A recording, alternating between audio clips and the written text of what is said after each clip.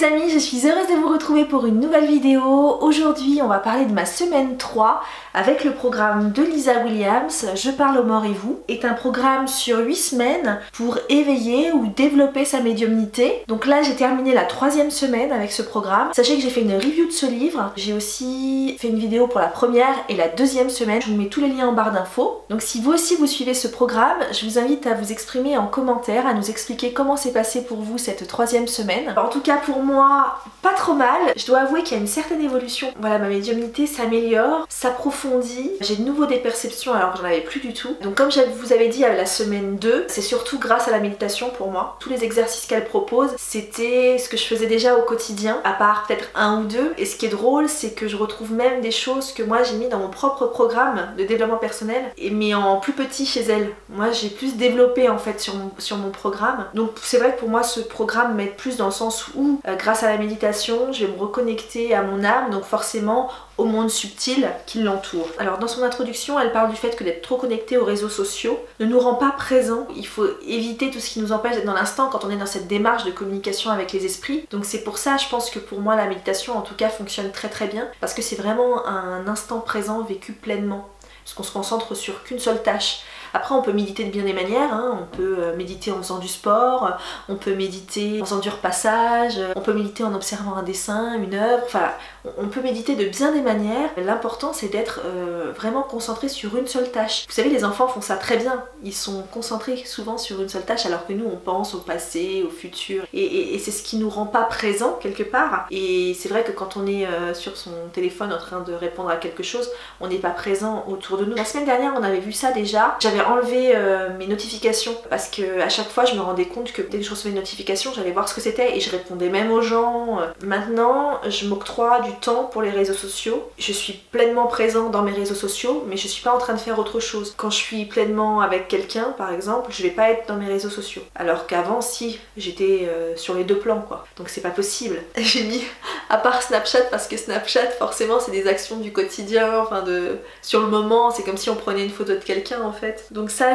c'est le seul truc que je garde, mais j'ai enlevé les notifications, donc je réponds pas aux gens. Quand j'ai envie de partager, ben je vais filmer ou je vais prendre une photo. Donc pour le jour 15, elle dit qu'on doit être conscient, qu'on a tous les capacités à communiquer avec nos proches décédés. Et ce jour-là, en fait, lors de la méditation, on devait écrire une intention de communication, donc avec qui on avait envie de communiquer. Moi j'ai choisi ma grand-mère. Elle dit on peut appeler son être cher, mais ne pas se fermer à établir une connexion avec le monde invisible d'une manière générale. Alors sur la fin de la méditation, j'ai eu une vision. J'ai vu une vieille voiture. En fait, je voyais l'arrière de la voiture. Il y avait quelqu'un derrière, une petite fille qui s'est tournée comme ça. Et j'ai vu, mais c'était vraiment dans l'ombre, c'était la nuit, et en fait j'ai vu juste son visage, et elle avait des lunettes. Et sur le moment j'ai pas compris, pour moi cette vision c'était, voilà, je voyais un truc, une autre époque, voilà, c'était une autre entité, c'était pas ma grand-mère. Mais finalement j'ai l'impression qu'avec le recul, c'est elle qui s'est manifestée, mais dans sa forme enfantine. Parce que c'était vraiment une vieille voiture, d'une autre époque quoi. Donc comme elle portait des lunettes, je me dis que peut-être c'était elle. Après reste à savoir si elle a toujours porté des lunettes, si elle portait aussi des lunettes quand elle était enfant. Je ne sais pas, j'ai jamais vu de photo d'elle enfant. Là je me le dis vraiment parce qu'après j'ai ressenti la présence de ma grand-mère et ça m'a fait peur en fait. C'est trop bizarre parce que je la voyais pas, j'ai pas eu de vision d'elle ou alors d'elle petite fille, mais sur le moment, tout de suite après, j'ai ressenti sa présence. Vous savez quand vous êtes dans une pièce de votre maison et qu'il y a quelqu'un qui arrive derrière, je vais sentir sa présence sans la voir, mais je vais savoir qui c'est, si c'est mon mari, si c'est ma fille, si c'est mon fils. Je ressens en fait qui c'est.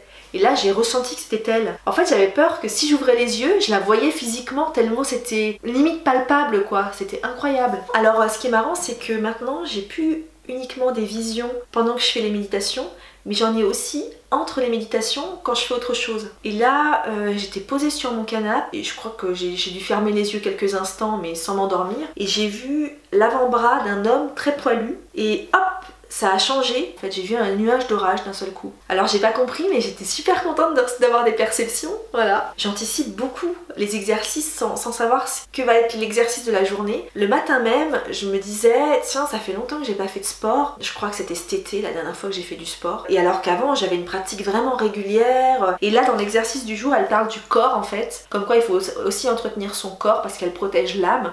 Donc elle parle en fait sur cette 3e semaine du corps, de l'âme et de l'esprit qui protège l'approche Qi et pourquoi c'est important que ces 3 parties soient entretenues, alimentées. Et du coup, elle parlait du corps, donc de la nourriture déjà, d'être plus conscient de ce qu'on mange, mais aussi d'une activité physique régulière. Ce qui est drôle, c'est que dans mon programme, j'ai aussi inséré cette facette avec le corps, avec la nourriture, avec comment on se sent dans son corps, comment on s'en occupe. Elle le fait un petit peu, c'est sur une journée, et moi c'est vrai que ça prend toute une semaine. Oui, donc elle parle de faire de l'exercice pour faire circuler l'énergie, et lorsqu'elle a changé son alimentation, elle s'est rendue compte que ses perceptions s'affinaient. Plus on entretient des choses positives pour soi, pour son corps, pour son âme ou pour son esprit, et plus effectivement les perceptions s'affinent. Donc j'ai fait ma petite séance de sport ce jour-là et je dois dire que ça y est, je me suis remis une petite routine sportive. Pour l'alimentation, j'ai déjà commencé quelque chose donc dans ce sens de plus manger en conscience. Petit à petit, ma conscience m'amène vers d'autres choses.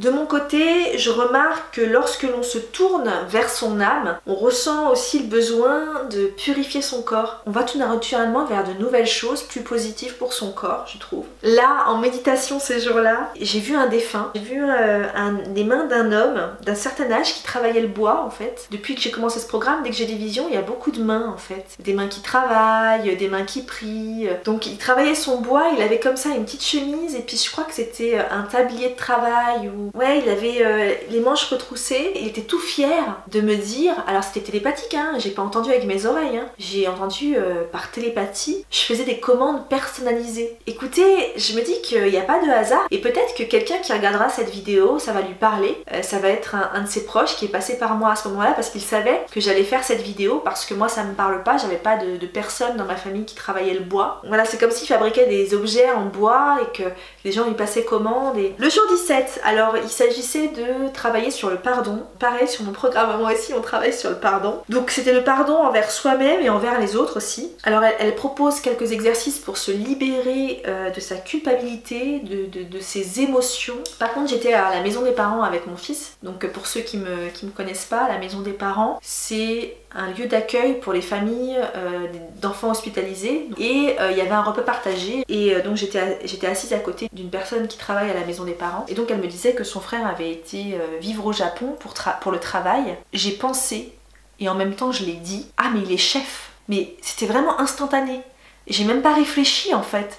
Je l'ai pensé en même temps que je l'ai dit, et d'un seul coup elle me dit mais il est chef à domicile. Et j'ai trouvé ça fou parce que j'ai tout un coup comme ça, juste elle m'a dit mon frère est parti pour le travail au Japon, et j'ai su exactement dans quel domaine il était. Et j'ai vraiment mis un mot dessus qui correspondait à sa fonction quoi. Alors sur le jour 18, elle parle de se libérer de nos pensées négatives et de faire comme si c'était quelqu'un d'autre, lui donner un nom. Donc je sais plus quel nom elle lui a donné. Moi je l'ai appelé Gaston, je sais pas pourquoi. C'est le premier nom qui m'est venu. Et se dire que Gaston n'est qu'un monologue négatif extérieur. Ne pas y prêter attention, de lui dire bon Gaston t'es sympa mais tu peux t'en aller. Là ce jour-là, rien en méditation. Par contre j'ai eu une info dans la nuit sur mon entourage. J'ai eu un espèce de rêve éveillé. En fait j'ai fait une insomnie, et juste au moment où je me rendormais un petit peu, j'ai vu quelque chose sur mon entourage. Bon, je vais pas vous en parler parce que c'est personnel, que je n'ai pas pu vérifier encore, on verra. Donc là elle parlait de se protéger, de protéger son aura par un tuyau en fait protecteur. Donc voilà, c'est encore quelque chose que j'ai l'habitude de faire.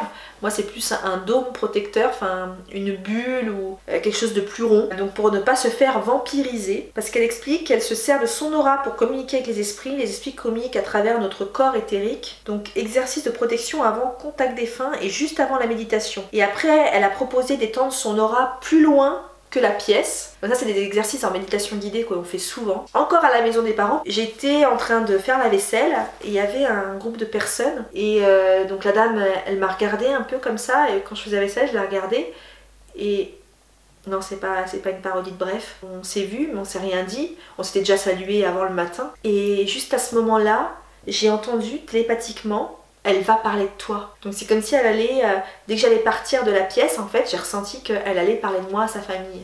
Truc qui sert à rien, mais bon. Aussi j'ai remarqué ce jour 19 que je suis vachement aidée sur mes projets. Alors je sais pas si c'est parce qu'aussi en ce moment je travaille avec la loi d'attraction, mais là c'est plus point de vue inspiration. Donc sur le jour 20, donc elle parle des chakras. Donc bien sûr évidemment je connais bien ce qui concerne les 7 chakras principaux. Je me suis beaucoup intéressée aux chakras. et parce que en tant que magnétiseur c'était important de connaître cet aspect là. Ce qui est marrant, c'est que sur ma première semaine de mon programme à moi, le Be Yourself Challenge, c'est axé sur les 7 chakras, en fait 7 jours 7 chakras. Donc là elle proposait sur le jour 20 de répondre à une suite de questions pour déterminer quel chakra est à travailler. Pour chaque chakra elle posait quelques questions, hein. C'était vraiment rapide, et si on répondait oui à une seule des questions, et bien il fallait travailler ce chakra. J'aurais eu plutôt tendance à penser que j'allais répondre oui à toutes les questions du plexus solaire, alors que ça n'a pas été le cas. Vous savez que mon plexus solaire est un peu en déséquilibre en ce moment, et ce qui est drôle c'est que non, mon plexus solaire n'est pas à travailler selon les questions de Lisa Williams, plutôt à travailler le chakra racine, le chakra sacré, le chakra du cœur et le chakra de la gorge. Donc elle proposait de faire un travail sur ces chakras en méditation ou avec des pierres, une lithothérapie. Je l'ai plutôt fait en méditation, en visualisation, et je cherche jamais comment je vais visualiser le truc, c'est plutôt quelque chose qui s'impose à moi en fait. Je réfléchis pas. La visualisation vient tout de suite dans mon esprit. Alors j'ai visualisé comme un fil rouge, une lumière, un faisceau rouge qui partait de mon chakra racine et qui allait s'enfoncer dans la terre. Pour le chakra sacré, c'est très bizarre, j'ai vu comme vous savez les images qu'on voit à Hiroshima quand il y a eu les bombes atomiques. Ce nuage là radioactif, c'est exactement ce que j'ai vu au niveau de mon chakra sacré. Pour le chakra du cœur, j'ai vu comme des petites fenêtres qui s'ouvraient comme ça et tout ce verre qui en sortait. Et pour le chakra de la gorge, j'ai vu comme si on m'avait mis une écharpe bleue et que du coup elle se fondait en moi, comme si ça m'apaisait en fait le chakra. Donc voilà pour ma 3e semaine. Donc je vous invite à partager vos impressions à vous si vous faites ce programme donc sur cette 3e semaine. Et puis moi de mon côté je vous dis à la semaine prochaine pour une nouvelle vidéo débrief de ma 4e semaine avec le programme de Lisa Williams, Je parle au mort et vous. À très bientôt, bye bye.